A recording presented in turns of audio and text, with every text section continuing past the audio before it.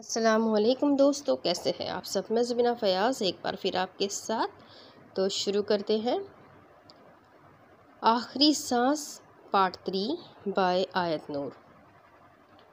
اشرف bag اب سنجیدہ انداز میں اس گھر کی قیمت کے بارے میں بتانے جا رہے تھے جب ایک دل خراش چیخ کی آواز پر وہ سب چونک کر رہ گئے۔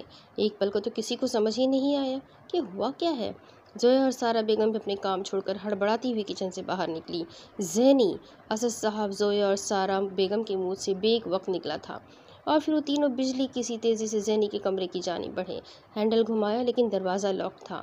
حامد علی، ارمان بیگ اور اشرف بیگ بھی معاملہ سمجھے بغیر ان کے پیچھے ہی چلے آئے۔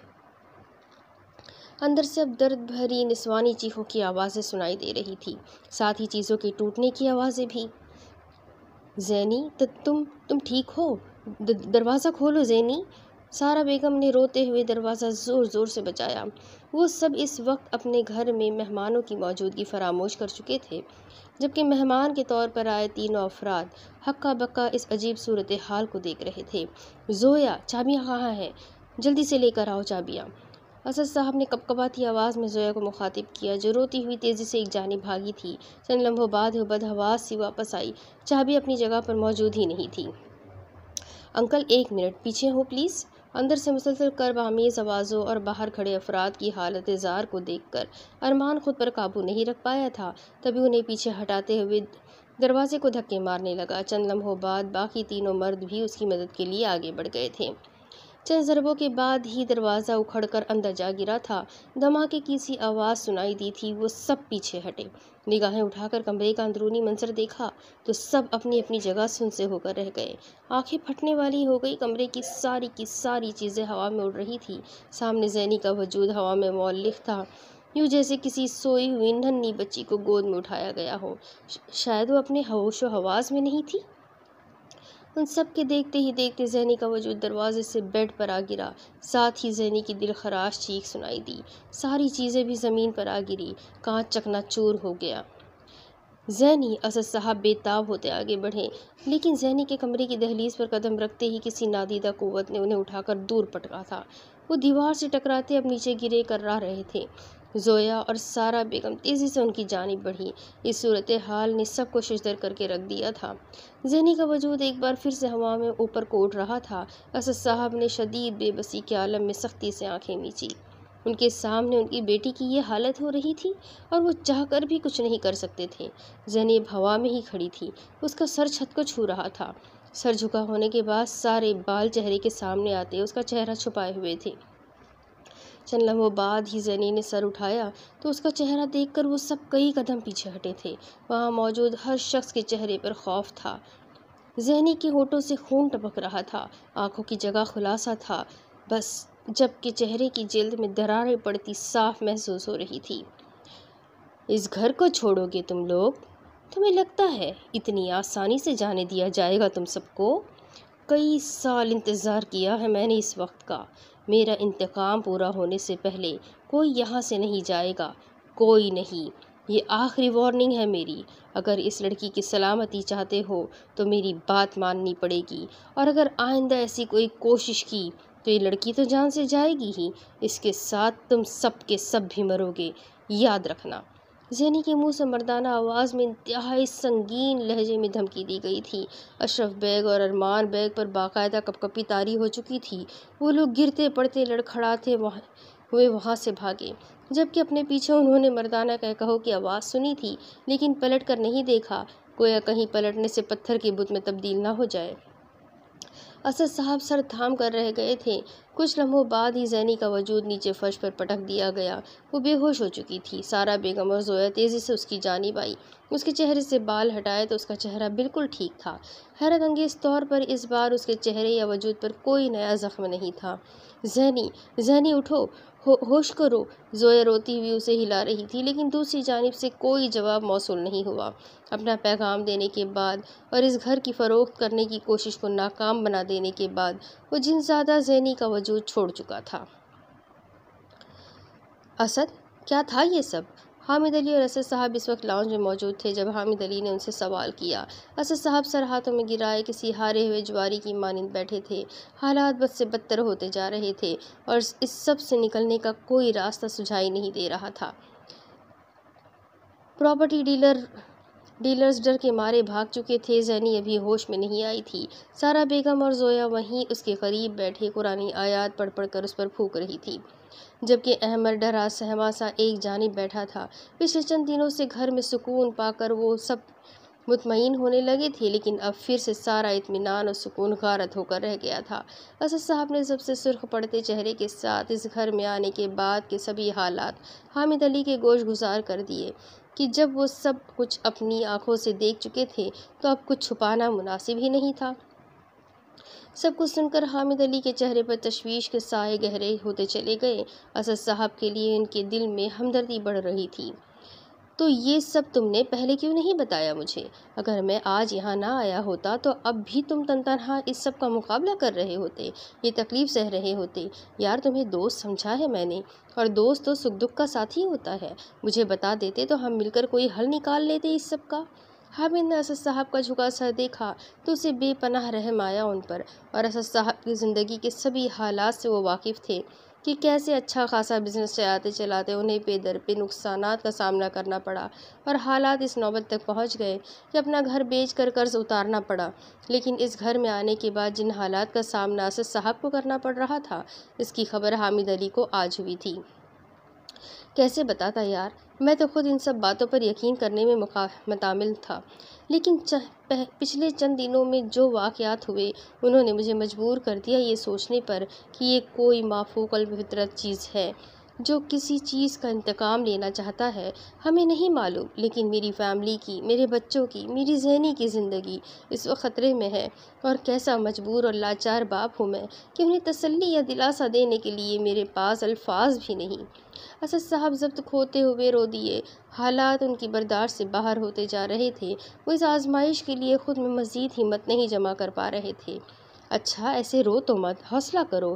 اللہ نے یہ مشکل وقت سر پر ڈالا ہے تو اس سے نکلنے کا کوئی راستہ بھی تو رکھا ہوگا نا، اس سے مدد مانگو، وہی اس مصیبت کو ٹالے گا۔ حامد علی نے اسد صاحب کے شانوں پر ہاتھ رکھتے ہوئے انہیں حوصلہ دینا چاہا۔ وہ جانتے تھے اولاد کا دکھ بہت بڑا ہوتا ہے، اور پہلی اولاد تو سب کو ہی بہت عزیز ہوتی ہے۔ اسد صاحب کافی دیر رو کر اپنے دل کا غبار نکالتے رہے، پھر جب دل تھوڑا ہلکا ہوا تو انہوں نے آنسو صاف کیے۔ معاف کرنا حامد، پہلی بار تم ہمارے گھر آئے اور تمہیں بھی پریشانی میں ڈال دیا ہم نے۔ اسد صاحب نے معذرت خواہانہ انداز میں حامد علی کو مخاطب کیا۔ معافی مانگ کر دوستی کی توہین تو مت کرو یار، تمہارے بھائی جیسا ہوں میں، مجھے اچھا لگا کہ تم نے سارے حالات مجھے بتا دیے۔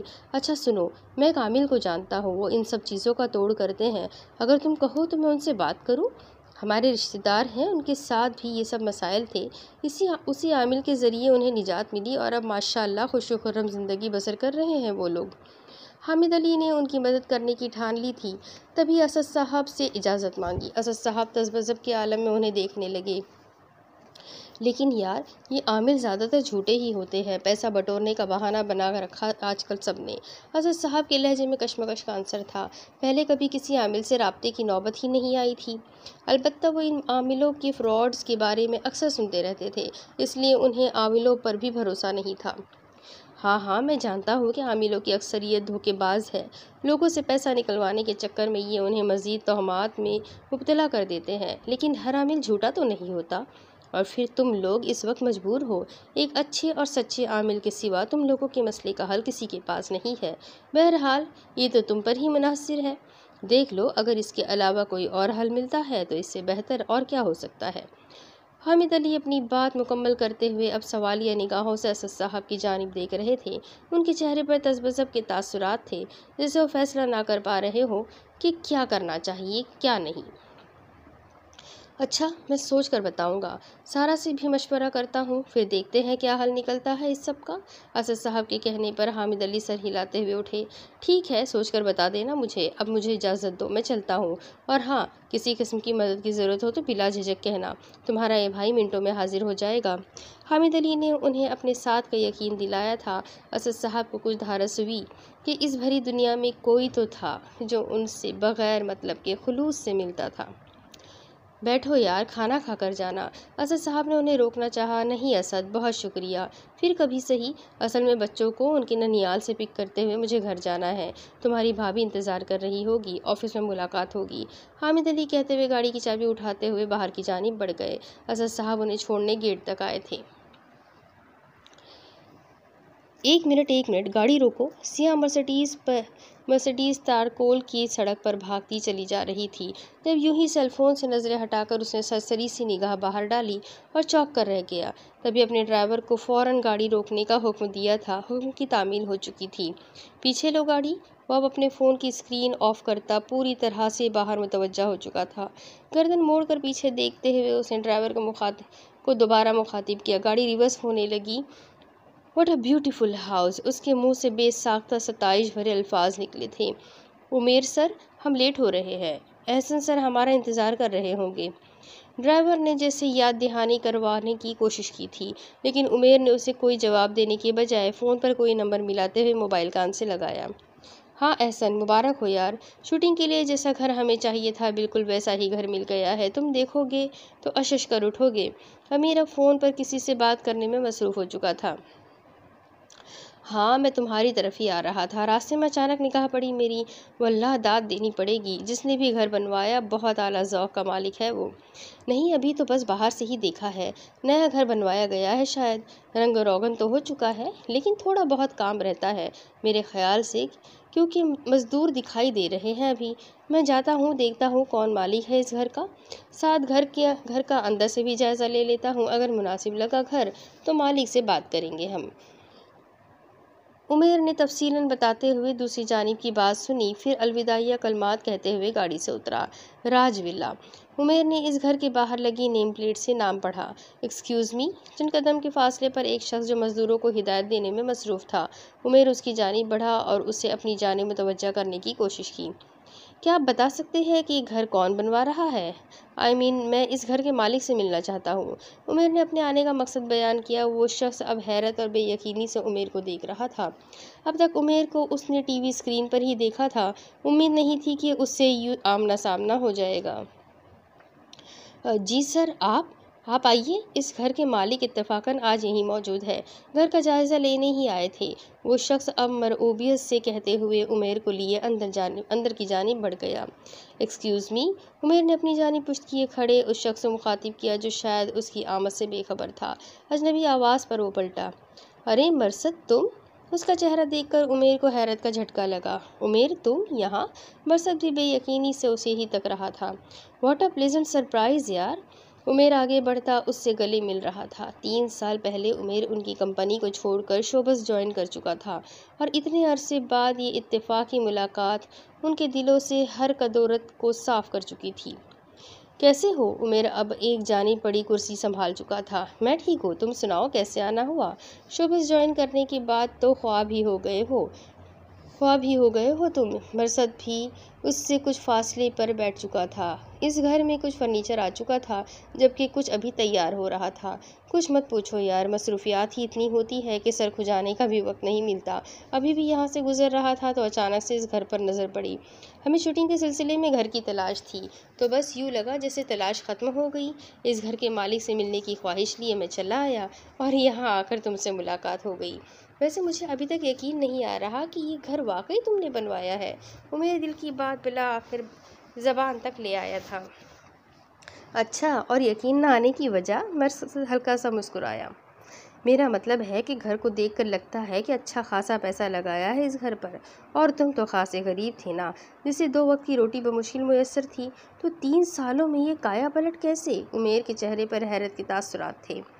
وقت بدلتے دیر نہیں لگتی عمیر، میں نے ایک مشکل زندگی گزاری، تو اس کا یہ مطلب نہیں کہ میری زندگی میں آسانیاں نہیں آئے گی۔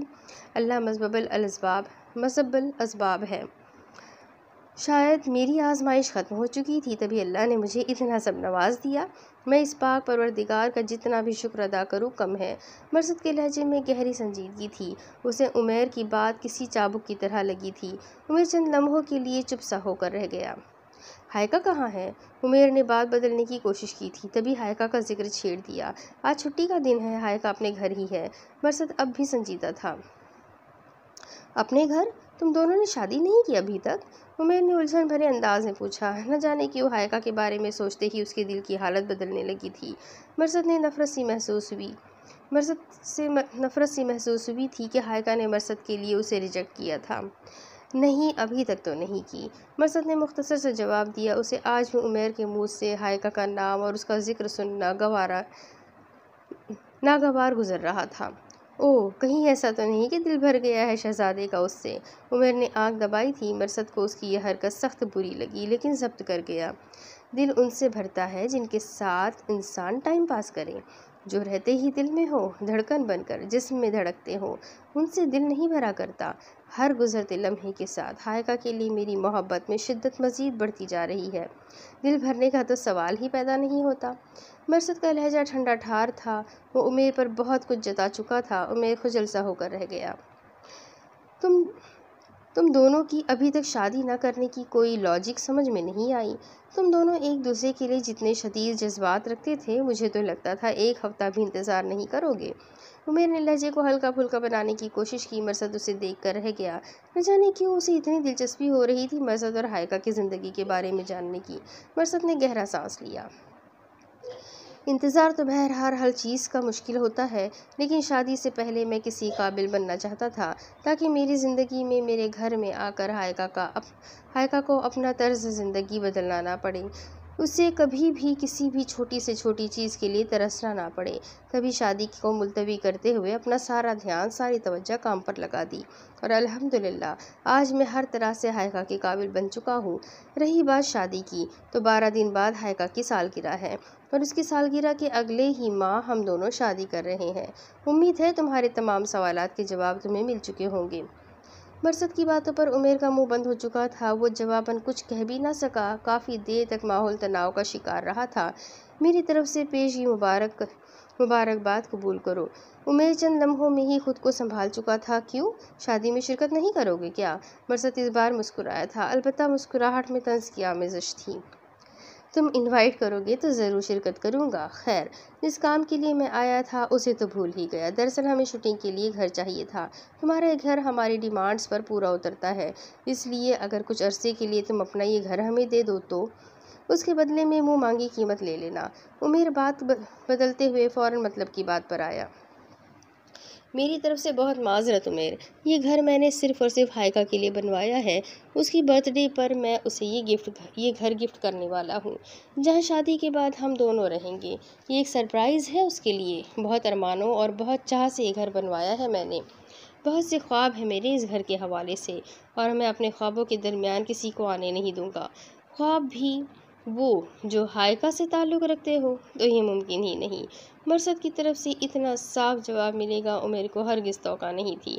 اس کا چہرہ سرخ ہوا تھا اپنی اس بے عزتی پر۔ اوکے فائن، میں چلتا ہوں، ایک پروڈیوسر سے امپورٹنٹ میٹنگ ہے۔ اچھا لگا تم سے مل کر۔ عمیر فوراً اپنی جگہ سے اٹھ کھڑا ہوا۔ مرثد نے بھی اٹھتے ہوئے مصافحہ کے لیے ہاتھ بڑھایا۔ آخری ملاقات تھی عمیر سے، کیونکہ آج کے بعد وہ کبھی عمیر سے ملنا نہیں چاہتا تھا، تبھی اچھی طرح وداع کرنا تو بنتا تھا۔ راج ولا، یہ نام کیا سوچ کر رکھا تم نے؟ گھر سے نکلتے وقت عمیر کی نگاہ پھر سے نیم پلیٹ تک گئی تو وہ پوچھے بنا نہیں رہ سکا۔ وہ ولا جہاں صرف اور صرف ہائیکا کا ہی راج ہوگا، میرے گھر پر، میرے دل پر، میری زندگی پر اور میرے وجود پر۔ مرثد کے جواب پر عمیر کے چہرے کا رنگ متغیر ہوا۔ مرثد نے بغور اس کے چہرے کو دیکھا تھا۔ عمیر لب بھیجے، سرخ پڑتے چہرے کے ساتھ اپنی گاڑی کی جانب بڑھ گیا تھا، جہاں ڈرائیور اس کا منتظر تھا۔ گاڑی میں بیٹھ کر دروازہ بند کرتے ہوئے عمیر نے ایک کینہ توز نگاہ مرثد کی پشت پر ڈالی، جو اندر کی جانب بڑھ چکا تھا۔ یکایک مرثد کے لیے اس کے دل میں شدید ترین نفرت کا ایک طوفان امڑ کر آیا تھا۔ 3 سال پہلے اس نے کمپنی بھی صرف مرثد اور ہائیکا کے اس رشتے سے حسد کے باعث ہی چھوڑی تھی۔ زندگی میں بہت سی لڑکیاں آنے کے باوجود ہائیکا وہ واحد لڑکی تھی جس پر دل ٹھہر سا گیا تھا، اور اب مرثد کا اس پر حق ملکیت جتانا عمیر کو سخت جلن میں مبتلا کر گیا تھا۔ 3 سالوں میں ہائیکا نامی کسک ذرا سی بھی کم نہیں ہوئی تھی، اور اب مرثد سے اس اچانک ملاقات کے بعد اس کا دل چاہ رہا تھا ساری دنیا کو آگ لگا دے۔ مرثد ضیا، جو آگ تم نے میرے دل میں لگائی ہے وہی آگ تمہاری زندگی میں نہ لگائی میں نے تو میرا نام بھی عمیر نہیں۔ زیر لب بڑبڑاتے ہوئے دل میں بھڑکتی آگ کے باعث آنکھوں میں اترتی سرخی کو چھپانے کی خاطر اس نے گلاسز آنکھوں پر لگائے اور ڈرائیور کو گاڑی چلانے کا حکم دیا۔ ذہن اب مختلف جوڑ توڑ کرنے میں مصروف ہو چکا تھا۔ رات کے تقریباً 8 بجے کا وقت تھا جب اسد صاحب اپنے ہی گھر میں دبے پاؤں داخل ہوئے۔ پورے گھر میں مکمل خاموشی پھیلی ہوئی تھی۔ لاؤنج میں ہی زویا، احمد اور سارا بیگم پر نگاہ پڑی۔ آ گئی ٹیکسی؟ سارا بیگم انہیں آتے دیکھ کر کھڑی ہو گئی۔ لہجہ انتہائی دھیما تھا جیسے کسی کے سن لیے جانے کا ڈر ہو۔ ہاں زینی کہاں ہے؟ کام ہو گیا؟ اسد صاحب نے سوالیہ نگاہوں سے سارا بیگم کی جانب دیکھا۔ ہاں ہو گیا، فی الحال اپنے کمرے میں ہی ہے وہ۔ آپ کے کہنے کے مطابق بے ہوشی کی دوا دے دی ہے میں نے، دودھ کے گلاس میں ملا کر۔ کچھ دیر پہلے گئی تھی اس کے کمرے میں، آوازیں دی تھی میں نے، لیکن بے ہوش ہو چکی ہے وہ۔ جلدی کرے اب، اللہ کرے بخیر و عافیت ہم اس گھر سے نکل جائیں بس۔ سارا بیگم کے کہنے پر اسد صاحب اسباب میں سر ہلاتے ہوئے سامان کے بیگ اٹھائے باہر نکل گئے۔ سارا بیگم اور زویا اس وقت قرآنی آیات کا ورد کر رہی تھی، جبکہ احمد سہما ہوا سا ایک جانب بیٹھا تھا۔ وہ لوگ رسک لینے کو تیار تو ہو گئے تھے، اب خدا جانے کیا نتیجہ نکلنا تھا اس کا۔ چلو تم لوگ ٹیکسی میں بیٹھو جا کر، میں تب تک زینی کو لے کر آتا ہوں۔ زویا تم آؤ میرے ساتھ۔ اسد صاحب سامان رکھ کر واپس آئے اور زویا کو لیے زینی کے کمرے کی جانب بڑھ گئے۔ پہلے ایک محتاط سی نگاہ کمرے میں ڈالی جہاں بیڈ پر زینی دنیا و ما فیہا سے بے خبر پڑی تھی۔ پھر وہ آگے بڑھے۔ نہ جانے کیوں دل میں ایک عجیب سا ڈر رہ کر سر اٹھا رہا تھا، لیکن اپنے بچوں کی سلامتی کے لیے وہ ہر ممکن کوشش کرنا چاہتے تھے۔ زینی کے بے ہوش وجود کو بمشکل سہارا دیے اسد صاحب اور زویا باہر لائے، جہاں سارا بیگم اور احمد منتظر سے کھڑے تھے۔ زینی کو یوں ہی سنبھالتے ہوئے انہوں نے ٹیکسی کی پچھلی سیٹ پر بٹھایا۔ سارا بیگم اور زینی بیٹھ گئی، جبکہ اسد صاحب اور احمد ڈرائیور کے ساتھ والی سیٹ پر بیٹھ چکے تھے۔ چلیے بھائی صاحب، اسد صاحب نے ڈرائیور کو مخاطب کیا جو ان کے ایک لڑکی کو یوں بے ہوشی کی حالت میں لانے پر مشکوک نگاہوں سے دیکھ رہا تھا۔ اسد صاحب کی بات سن کر اس نے شانے اچکائے۔ اسے صرف کرائے سے مطلب تھا، منہ مانگا کرایہ مل رہا تھا اس وقت ان مسافروں کو لے جانے پر، تو وہ کیوں کوئی سوال کر کے اپنے رزق پر لات مارتا۔ ڈرائیور نے گاڑی اسٹارٹ کرنے کی کوشش کی، لیکن گاڑی اسٹارٹ ہوتے ہوتے پھر بند ہو گئی۔ اگلی کئی کوششوں کے باوجود نتیجہ صفر ہی رہا۔ اسد صاحب جو اس گھر سے نکل آنے پر قدرے مطمئن تھے، اب ایک بار پھر سے پریشان ہو گئے۔ کیا ہوا؟ انہوں نے ٹیکسی ڈرائیور کی جانب پریشان نگاہوں سے دیکھا۔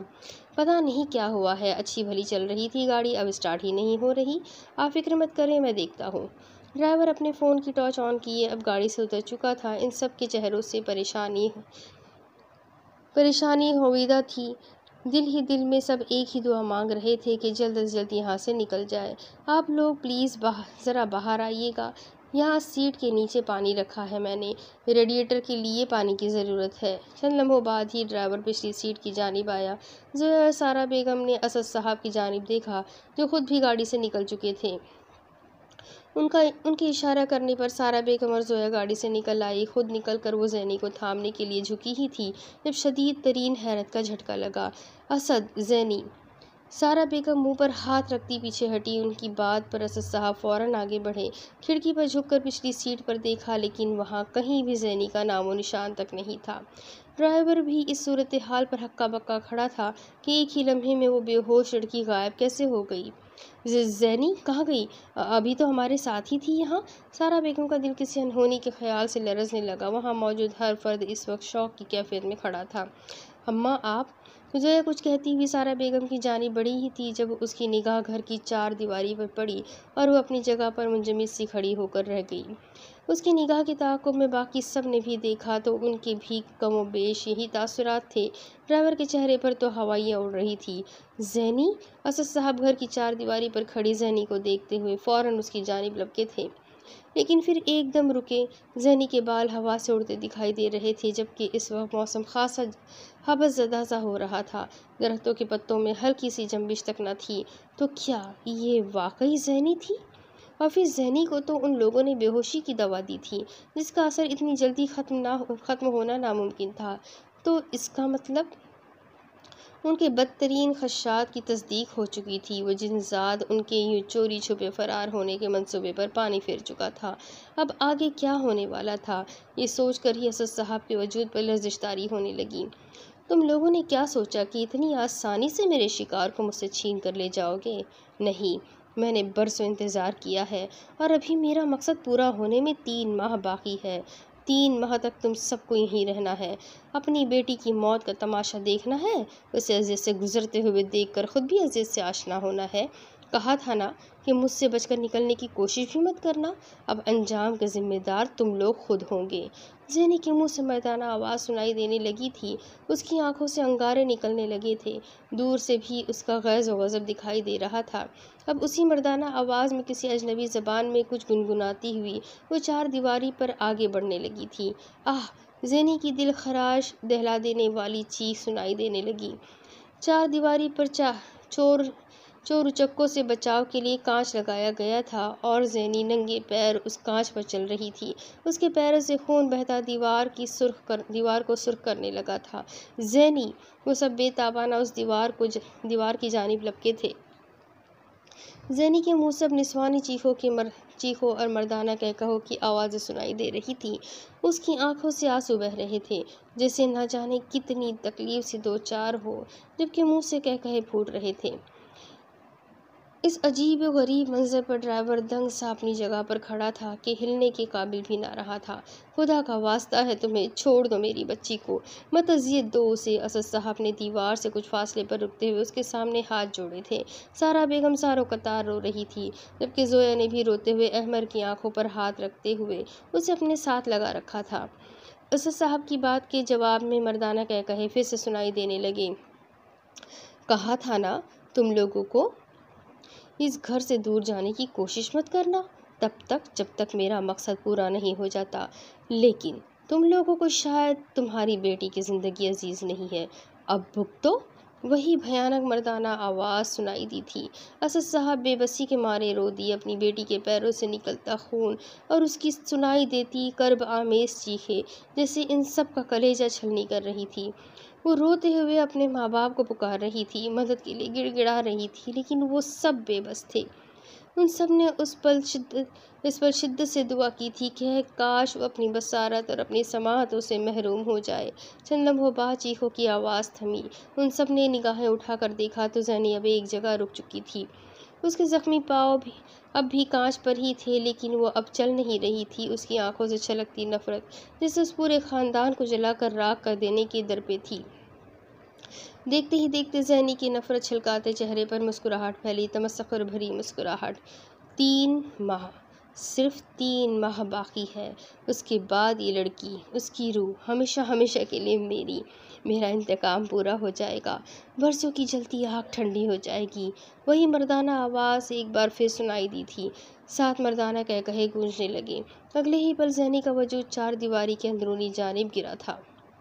زینی! زویا بے ساختہ چلائی تھی۔ اسد صاحب بھی اپنی جگہ سے اٹھے اور گھر کی جانب بھاگے جہاں زینی کا بے ہوش وجود ان کا منتظر تھا۔ اس کے پاؤں کانچ چبھنے کے باعث لہو لہان ہو رہے تھے۔ اسد صاحب زینی کا سر اپنی گود میں رکھتے ہوئے شدت سے رو دیے، جبکہ زویا اور احمر اپنی ڈھال سی ماں کو سہارا دیے اندر لا رہے تھے۔ یہ تو طے ہو چکا تھا کہ یہی گھر ان کا مقدر تھا، اور یہ ان کی بدقسمتی بھی تھی کہ وہ کتنا بھی چاہتے اس گھر سے دور نہیں جا سکتے تھے تب تک جب تک اس جنزاد کی طرف سے اجازت نہ مل جاتی۔ اور اس کی طرف سے اجازت کب ملنی تھی؟ زینی کو کھونے کے بعد؟ کیا اس سب کا کوئی حل نہیں تھا؟ کیا وہ اپنی بچی کو بچا نہیں سکتے تھے؟ کیا یوں ہی بے بسی سے زینی کی موت کا تماشا دیکھتے رہنا تھا انہیں؟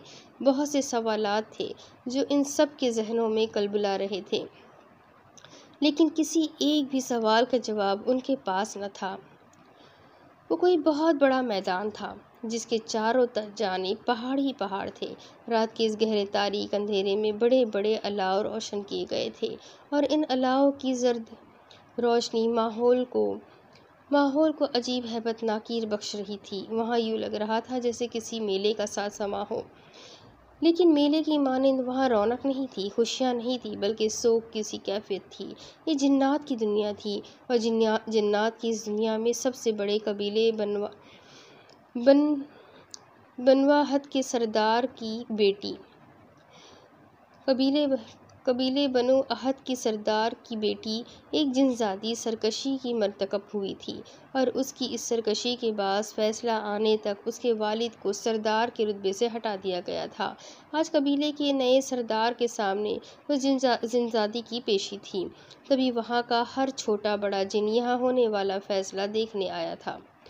ایک جانب تخت پر قبیلہ بنو احد کا نیا سردار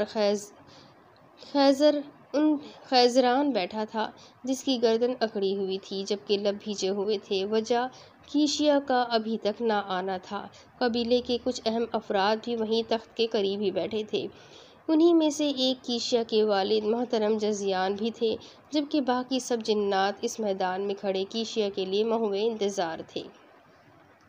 کچھ دیر گزری تھی جب کیشیا ایک جانب سے آتی ہوئی دکھائی دی۔ وہ جانتی تھی کہ آج اس کی پیشی ہے قبیلے کے سردار کے سامنے۔ وہ بھی اس معاملے کو لٹکانا نہیں چاہتی تھی، تبھی آج حتمی بات کرنے آئی تھی۔ آتے ہی اس نے قبیلے کے سردار کا بگڑا موڈ دیکھ لیا تھا، لیکن اس سے اب کہاں اس سب کی پرواہ رہی تھی۔ کیشیا کے آتے ہی وہاں موجود ہر جنزاد بیٹھ چکا تھا، اب صرف وہ کھڑی تھی سردار کے عین سامنے بلا جھجک نڈر ہو کر۔ کیشیا، تم جانتی ہو تمہیں آج کس سلسلے میں بلایا گیا ہے یہاں؟ قبیلے کے سردار نے ہی اسے مخاطب کیا تھا۔ جس جنزاد کی وہ بیٹی تھی، اس کے حوالے سے سب اس کی عزت کرتے تھے اور کسی کی مجال نہیں تھی کہ سخت نگاہ بھی اس پر ڈال سکے۔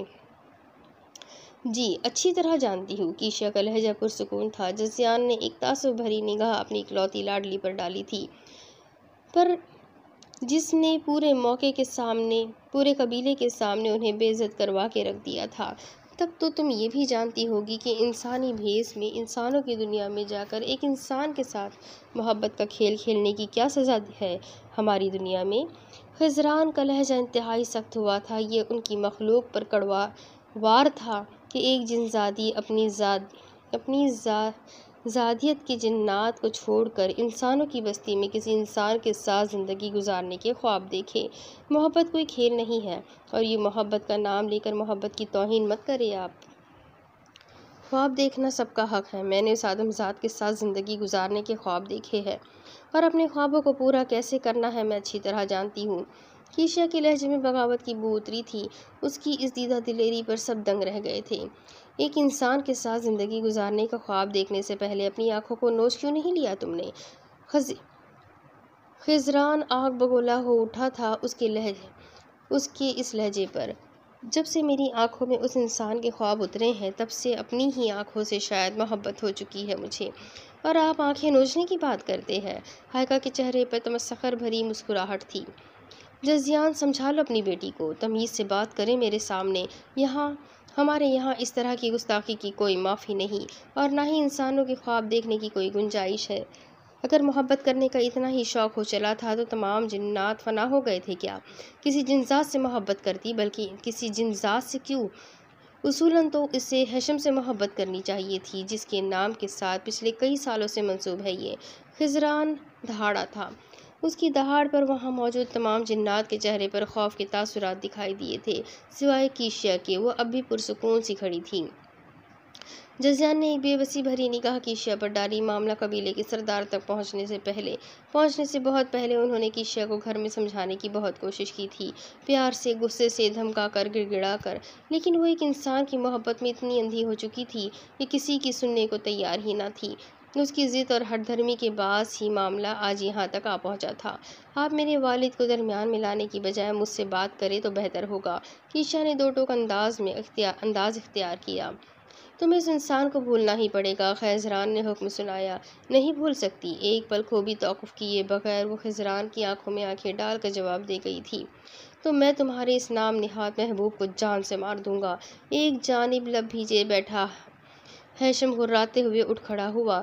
جب سے کیشیا کا نام ہیشم کے لیے لیا گیا تھا، وہ بہت مسرور رہنے لگا تھا کہ ان کی دنیا کی سب سے خوبصورت، طاقتور اور قبیلے کی سردار کی بیٹی اس کا نصیب بننے جا رہی تھی، لیکن اب ایک انسان نے آ کر سارا کام خراب کر دیا تھا۔ کیشیا سے بچھڑنے کا خیال ہی اس کے لیے سوہانے روح تھا۔ ہیشم کی بات پر کیشیا نے ترچھی سخت نگاہ اس پر ڈالی۔ اس طرح کی کسی بے وقوفی کے بارے میں سوچنے سے بھی پہلے یہ بات یاد رکھنا کہ میں تم سے زیادہ طاقتور خاندان سے تعلق رکھتی ہوں، میرے پاس تم سے کئی گنا زیادہ طاقت ہے۔ مرصد کی طرف کسی نے آنکھ اٹھا کر دیکھنے کی بھی جسارت کی تو اس کا میں جو حشر کروں گی وہ ساری دنیا دیکھے گی۔ کیشیا کے وجود سے شعلے سے نکلنے لگے تھے جو اس بات کے غماز تھے کہ وہ ہیشم کی بات پر شدید ترین طیش میں مبتلا ہو چکی تھی۔ ہیشم گڑبڑا کر رہ گیا۔ ہیشم، تم چپ رہو، ہم بات کر رہے ہیں نا، ہمیں فیصلہ کرنے دو۔ خیزران نے ہاتھ اٹھا کر ہیشم کو کچھ بھی بولنے سے روکا، وہ لب بھیج کر رہ گیا۔ کیا اس آدم ذات کو معلوم ہے تمہاری اصلیت کے بارے میں؟ کیا وہ ہائیکا اور کیشیا کے درمیان دو دنیاؤں کے فرق کے بارے میں جانتا ہے؟ خیزران اب پھر سے کیشیا کی طرف متوجہ ہو چکا تھا۔ کیشیا ایک پل کو چپ سی ہو گئی۔ نہیں، اور نہ ہی اسے کبھی معلوم پڑے گا، کیونکہ میں ہمیشہ کے لیے انسانوں کی دنیا میں جانے کا فیصلہ کر چکی ہوں۔ آج یہاں آپ کی اس دنیا میں میرا آخری دن ہے۔ اس کے بعد کبھی مجھے یہاں نہیں دیکھ سکیں گے آپ لوگ، اور نہ ہی میں وہاں آپ لوگوں کو دیکھنا چاہوں گی۔ کیشیا کا لہجہ انتہائی بے رحم تھا۔ جزیان نے تڑپ کر اس کی طرف دیکھا، لیکن وہ ان کی جانب متوجہ ہی کب تھی؟ تم جانتی ہو ایسا ممکن نہیں ہے۔ خیزران نے لہجہ نرم کیا۔ وہ جان گیا تھا کہ کیشیا کے ساتھ سخت رویہ اپنانے کا کوئی فائدہ نہیں تھا، وہ باغی ہو چکی تھی۔ میں صرف یہ جانتی ہوں کہ اس دنیا میں کوئی بھی چیز ناممکن نہیں ہے۔ مجھے آپ سب سے کوئی غرض نہیں ہے۔ میں آج یہاں بھی صرف اس لیے آئی ہوں کیونکہ مجھے وہ مشروب چاہیے جسے پی کر کوئی بھی جن ذات ہمیشہ کے لیے انسانی روپ اختیار کر کے انسانی دنیا میں جا سکتا ہے۔ کیشیا کا لہجہ بالکل بے خوف تھا۔ مرصد کی محبت اسے بہت مضبوط کر گئی تھی۔ وہ بہت پہلے ہی جان چکی تھی کہ ایک نہ ایک دن اس سب کا سامنا اسے کرنا ہی پڑے گا۔ تبھی ہر طرح کے حالات کے لیے وہ تیار تھی۔ تمہیں کیسے پتا اس مشروب کے بارے میں؟ خیزران نے حیرت زدہ ہوتے ہوئے اس کی جانب دیکھا، پھر جزیان کی طرف جو اب شرمندگی کے مارے سر جھکائے بیٹھے تھے۔ اس مشروب کے بارے میں صرف قبیلے کے چند اہم لوگوں کو علم تھا، اور چند سال پہلے یوں ہی باتوں باتوں میں جزیان کیشیا سے اس مشروب کا ذکر کر بیٹھے تھے۔ تب انہیں اندازہ تک نہ تھا کہ ایک دن وہ اسی مشروب کی طلب لیے یوں سب کے سامنے کھڑی ہوگی۔ خیزران تعصب سے جزیان کی طرف دیکھتے ہوئے گہرا سانس لے کر رہ گئے۔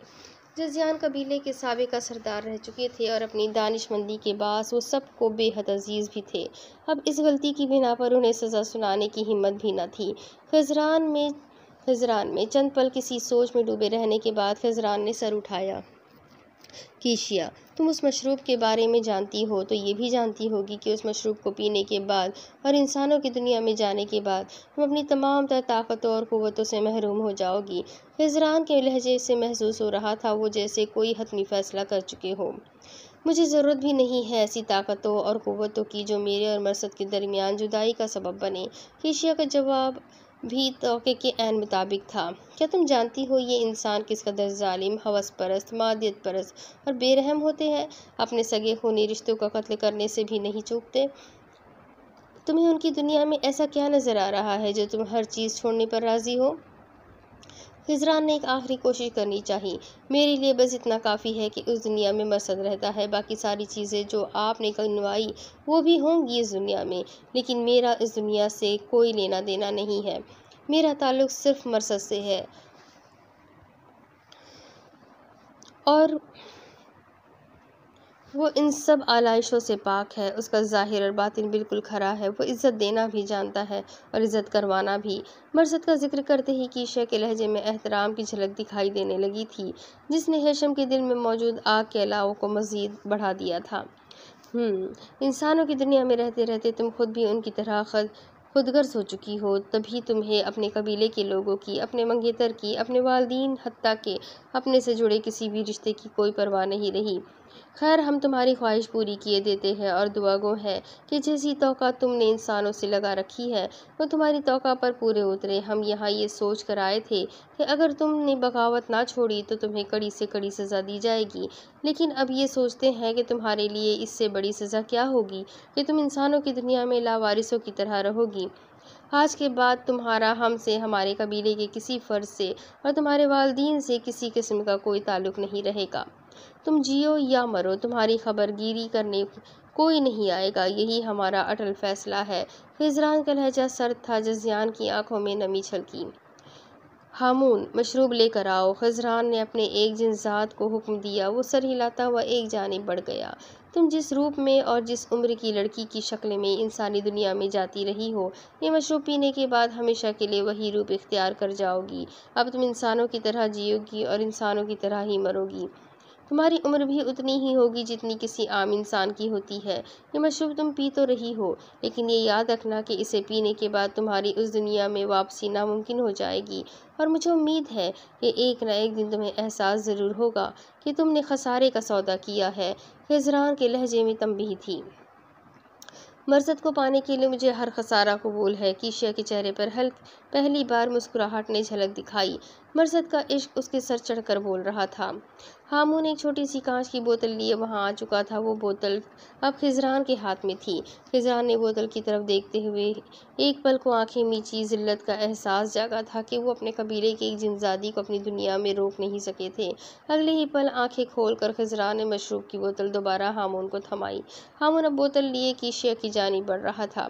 کیشیا نے بوتل تھامی۔ بوتل کا ڈھکن کھولتے ہوئے ایک نظر اپنے بابا جزیان کی جانب دیکھا۔ بابا، میں جس دنیا میں جا رہی ہوں وہاں سے واپسی میرے لیے ممکن نہیں ہوگی، لیکن آپ اس دنیا میں آ سکتے ہیں۔ جانتی ہوں آپ کا دل دکھا کر جا رہی ہوں، لیکن پھر بھی میں چاہتی ہوں کہ کبھی کبھار ہی صحیح، لیکن آپ لوگ مجھ سے ملنے آ جایا کریں۔ کیشیا کا لہجہ افسردہ ہوا تھا۔ جزیان نے منہ پھیر لیا۔ وہ اپنے قبیلے کے اصولوں سے بخوبی واقف تھے۔ کیشیا کی آنکھوں میں کچھ ٹوٹا تھا جزیان کے یوں منہ پھیرنے پر۔ وہ مزید دیر کیے بغیر فوراً بوتل منہ سے لگا گئی۔ مشروب بے حد کڑوا تھا، لیکن وہ گھونٹ گھونٹ کر کے سارا مشروب اپنے اندر اتار چکی تھی۔ مشروب ختم ہوتے ہی کیشیا کی آنکھیں سرخ انگارہ ہوئی۔ اس کے وجود سے بے پناہ تپش اٹھنے لگی۔ آس پاس بیٹھے جنات اس سے دور ہٹنے لگے۔ اگلے چند ہی لمحوں میں کیشیا کے پورے وجود سے آگ بھڑک اٹھی تھی۔ اس کا پورا وجود بھڑ بھڑ جلنے لگا۔ اس کا جناتی وجود فنا ہو رہا تھا۔ اب اسے انسانی دنیا میں جانا تھا، ہمیشہ ہمیشہ کے لیے۔ وہ اداس نگاہوں سے جزیان کو دیکھے گئی، جو آنکھوں میں نمی لیے اسے ہی تک رہے تھے۔ کچھ ہی دیر بعد کیشیا کی جگہ وہاں صرف راکھ بچی تھی۔ وہ جا چکی تھی اپنی دنیا کو چھوڑ کر، انسانی دنیا میں، انسان کے روپ میں۔ رات کے 11 بجے کا وقت تھا۔ وہ اس وقت نائٹ کلب میں بیٹھا سگریٹ پینے میں مصروف تھا۔ دوسرے ہاتھ میں سیل فون تھام رکھا تھا، جس کی اسکرین پر موجود ہائیکا کی تصویر کو وہ سرخ پڑتی نگاہوں سے گھور رہا تھا۔ لب بھیج رکھے تھے، جبکہ ماتھے کی ابھرتی نسیں اس کے اشتعال کو ظاہر کر رہی تھی۔ پچھلے 2 دن سے وہ ٹھیک سے سو نہیں پایا تھا۔ یہ بات سر پر سوار ہو چکی تھی کہ ہائیکا، جسے اس نے پسند کیا تھا، چند دن بعد ہمیشہ ہمیشہ کے لیے مرثد کی بننے والی تھی۔ ہائیکا کے نام پر مرثد کے چہرے پر آنے والے خوبصورت تاثرات، اس کے لبوں پر ابھرنے والی مسکراہٹ، جب اس سے یاد آتی، اس کے کان سے سر سے خون کھولنے لگتا۔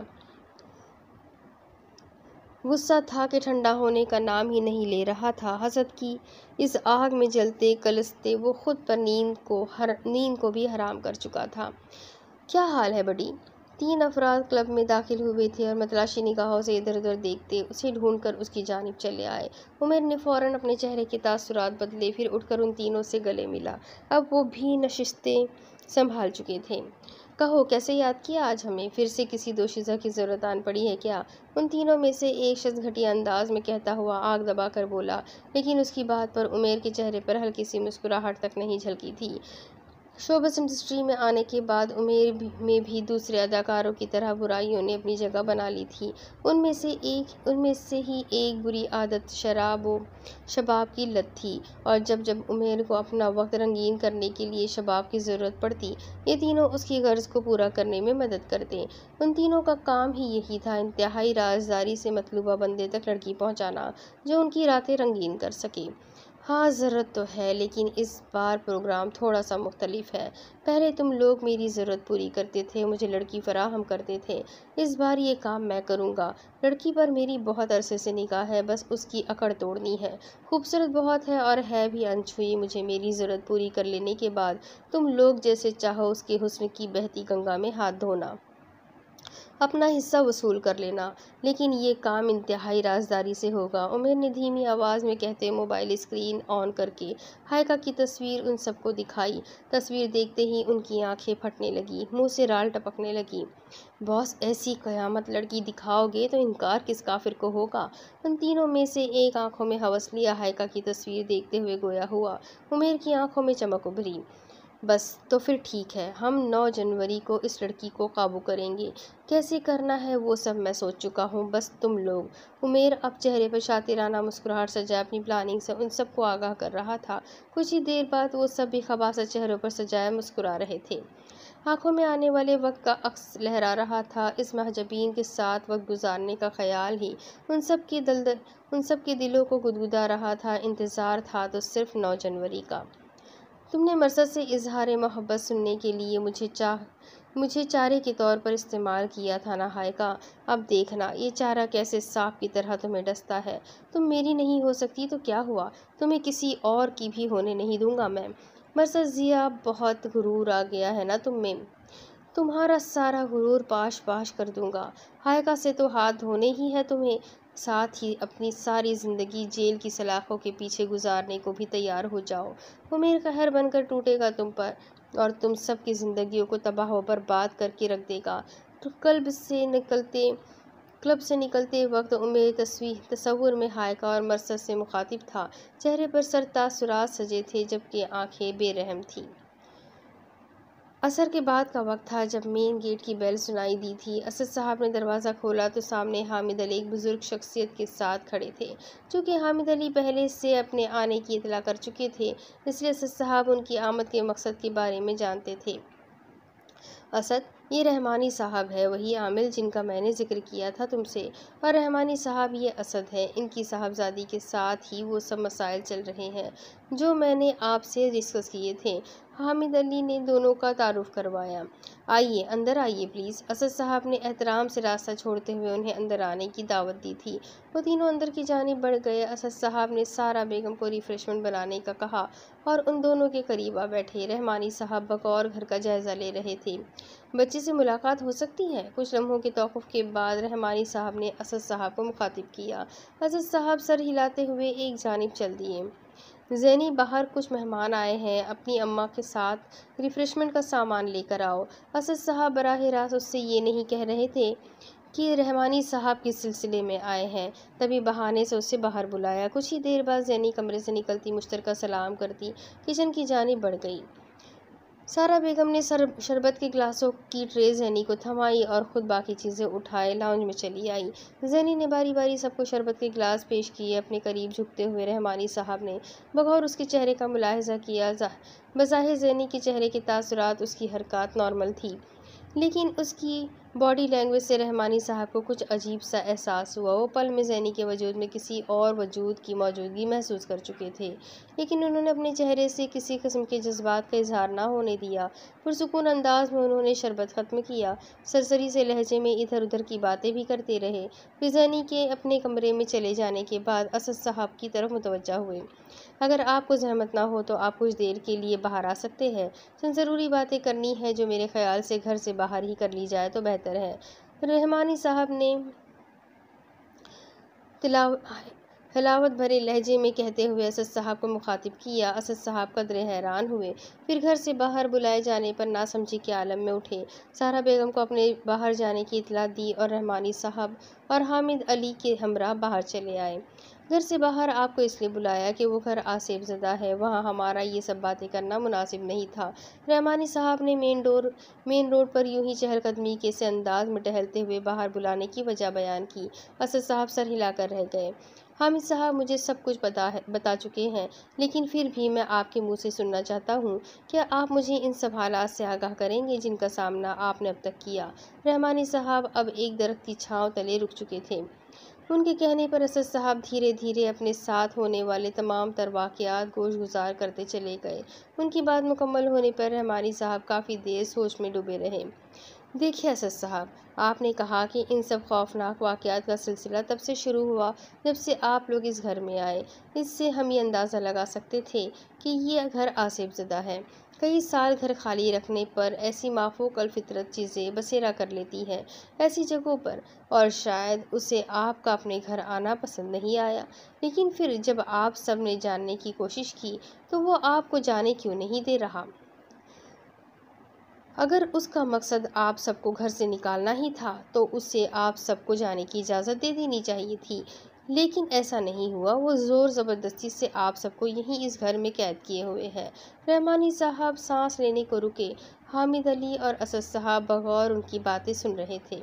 پھر آپ نے کہا کہ آپ کو اس گھر میں آئے ہوئے تقریباً 1 سال ہونے کو ہے، لیکن آپ کی صاحبزادی کے منہ سے مردانہ آواز میں وہ جنزاد کئی بار یہ بات بتا چکا ہے کہ اس وقت کا اس نے برسوں سے انتظار کیا ہے۔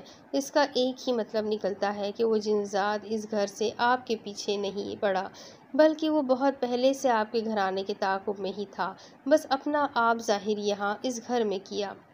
وہ کب سے آپ لوگوں کی زندگیوں میں آ چکا ہے یہ تو نہیں معلوم، لیکن اچھے بھلے چلتے کاروبار کا یوں پہ در پہ نقصانات کا شکار ہونا، لکھپتی ہونے کے باوجود حالات کا بدلنا اور آپ سب کا مالی تنگیوں کا شکار ہو جانا، پھر گھر تک بیچنے کی نوبت آنا اور بحالت مجبوری یہاں اس گھر میں شفٹ ہونا، کیا آپ کو نہیں لگتا کہ یہ ایک سوچی سمجھی سازش ہے؟ شاید آپ سب خود اپنی مرضی سے یہاں نہیں آئے، بلکہ آپ کو اور آپ کی فیملی کو پورے منصوبے کے تحت یہاں اس گھر میں لایا گیا ہے۔ خیر یہ سب میرے اندازے ہی ہو سکتے ہیں، حقیقت میں ایسا نہ ہو، یا یہ بھی ہو سکتا ہے کہ میری تمام باتیں سچ ہو۔ بہرحال یہ تو اب اس جنزاد سے بات کرنے پر ہی پتہ چل سکتا ہے۔ رحمانی صاحب کی بات پر اسد صاحب سن پڑنے لگے۔ تو کیا یہ معاملہ اب سے نہیں بلکہ بہت پہلے سے چل رہا تھا؟ کسی بھی جنزاد سے چھٹکارا پانے کے لیے عمل کا آغاز کرنے سے پہلے ہمیں یہ جاننا ہوتا ہے کہ وہ جنزاد کب سے مطلوبہ جسم میں بسیرا کیے ہوئے ہے، اس کا تعلق کہاں سے ہے، اس کی طاقتوں اور قوتوں کی حد کیا ہے اور اس کا مقصد کیا ہے، وہ کیوں اس انسانی جسم کو اپنے قابو میں کیے ہوئے ہے۔ کچھ جنات کم طاقتوں کے مالک ہوتے ہیں اور کچھ زیادہ طاقتوں کے۔ ان جنات سے زیادہ ڈھیٹ کوئی نہیں ہوتا۔ اچھائی کرنے پر آئے تو آپ کو کسی بادشاہ کی طرح رکھتے ہیں، اور اگر برا بننے پر آئے تو آپ کی زندگی اجیرن کر کے رکھ دیتے ہیں۔ اور جو کچھ آپ کے گھر میں ہو رہا ہے اس سے یہ اندازہ لگانا قطعی مشکل نہیں کہ جن اچھا ہے یا برا۔ وہ کس چیز کا انتقام لے رہا ہے یہ جاننے کے لیے ہمیں اور آپ کو صبر و ہمت سے کام لینا ہوگا، اور مجھے امید ہے کہ آپ اور آپ کی فیملی میری تمام ہدایت پر عمل کریں گے اور میرے کام کے دوران مجھے ڈسٹرب نہیں کریں گے۔ رحمانی صاحب نے گفتگو کو سمیٹا۔ اسد صاحب کیا کہتے، فقط سر ہلا دیا۔ ان حالات میں اس کے علاوہ اور کوئی چارہ نہیں تھا۔ میں آج تو بس صورتحال کا جائزہ لینے آیا تھا، انشاءاللہ کل اپنا کچھ ضرورت کا سامان لے کر حاضر ہو جاؤں گا۔ حامد علی اگر آپ ساتھ آ سکتے ہیں تو ٹھیک ہے، ورنہ میں اپنے ایک شاگرد کے ساتھ آ جاؤں گا۔ رحمانی صاحب گویا اب جانے کی اجازت چاہ رہے تھے۔ حامد علی نے اسد صاحب کی جانب دیکھا۔ نہیں کوئی مسئلہ نہیں ہے، میں بھی آپ کے ساتھ ہی آؤں گا اور آپ کو پک کر لوں گا۔ حامد علی جانتے تھے کہ اسد صاحب اس وقت بہت اکیلے ہیں، انہیں کسی اپنے کی ضرورت ہے، تبھی دوبارہ آنے کی حامی بھر لی۔ اسد صاحب نے تشکر آمیز نگاہوں سے انہیں دیکھا۔ آج کل کے وقت میں کہاں اتنے مخلص دوست ملتے ہیں بھلا۔ حامد علی اور رحمانی صاحب اب ان سے الوداعی مصافحہ کر رہے تھے۔ اسد صاحب پر امید نگاہوں سے انہیں جاتا دیکھتے رہے کہ شاید ان کے وسیلے سے ہی اللہ ان کی ذہنی کو شفا دے دے۔ وہ گہری نیند میں تھے جب سیل فون کی بجتی بیل پر اس کی نیند ٹوٹی۔ کسمساتے ہوئے ٹیبل لیمپ آن کیا، سائیڈ ٹیبل پر پڑا فون اٹھا کر اسکرین کی جانب دیکھا۔ Life line calling. اسکرین پر چمکتے الفاظ دیکھ کر ہائیکا کے لبوں کو مسکراہٹ نے چھوا۔ ایک پل کا توقف کیے بغیر اس نے کال ریسیو کی۔ فون کان سے لگاتے ہوئے وہ اٹھ کر بیٹھی اور کھلے بالوں کو دوسرے ہاتھ سے سنوارنے کی کوشش کرنے لگی۔ ہیلو، مسکراتے ہوئے سے لہجے میں اس نے فون پر اپنی موجودگی کا احساس دلایا۔ ہیپی برتھ ڈے ہائیکا، دوسری جانب سے دھیمے دلکش لہجے میں اسے وش کیا گیا۔ ہائیکا نے چونک کر فون کان سے ہٹایا، اسکرین پر تاریخ دیکھی۔ 9 جنوری کا دن شروع ہو چکا تھا، 12:01 ہو رہا تھا، اور پچھلے 3 سالوں میں ہمیشہ کی طرح مرثد نے ہی اسے سب سے پہلے وش کیا تھا۔ وہ تو مرثد کی یادوں میں اس قدر کھوئی رہتی تھی کہ اپنا جنم دن بھی یاد نہ تھا اسے۔ اب مرثد کے منہ سے یہ خوبصورت الفاظ سن کر وہ گویا ہواؤں میں اڑنے لگی۔ تھینک یو سو مچ مرسد، ہائیکا کے لہجے سے ہی اس کی خوشی محسوس ہو رہی تھی۔ ویلکم مائی ڈیئر، کیا کر رہی تھی؟ جلدی کال ریسیو نہیں کی تم نے؟ مرسد کی تیسری بار ٹرائی کرنے پر ہائیکا نے کال ریسیو کی تھی، تبھی مرسد نے سوال کیا۔ کچھ نہیں، سو رہی تھی میں، نیند پتہ ہی نہیں چلا فون کا۔ ہائیکا کے لہجے میں ہلکی سی شرمندگی کا عنصر تھا۔ ہماری نیندیں اڑا کر محترمہ خود سکون سے سو رہی ہے۔ مرسد کے لہجے میں خمار سا چھانے لگا۔ ہائیکا بلش کر گئی تھی اس کی بات پر، وہ سمجھ ہی نہ سکی کہ جواب میں کیا کہے۔ اچھا سنو، وعدے کے مطابق آج تمہیں اپنا سارا دن میرے ساتھ گزارنا ہے۔ میں تمہیں ایک ایڈریس ٹیکسٹ کرتا ہوں، صبح ٹھیک 10 بجے تم اس ایڈریس پر پہنچ جانا۔ تمہارا برتھ ڈے گفٹ تمہارا انتظار کر رہا ہے وہیں تم سے ملاقات ہوگی۔ اور ہاں، تمہاری گاڑی کی پچھلی سیٹ پر ایک پارسل رکھا ہے، اس میں جو ڈریس ہے وہی ڈریس پہن کر آنا پلیز۔ مرسد نے ریکویسٹ کی تھی۔ واؤ، میرا گفٹ میری گاڑی میں رکھا ہے اور مجھے علم ہی نہیں، میں ابھی جا کر دیکھتی ہوں۔ ہائیکا بے چین ہوتی ہوئی فوراً بیڈ سے اٹھی۔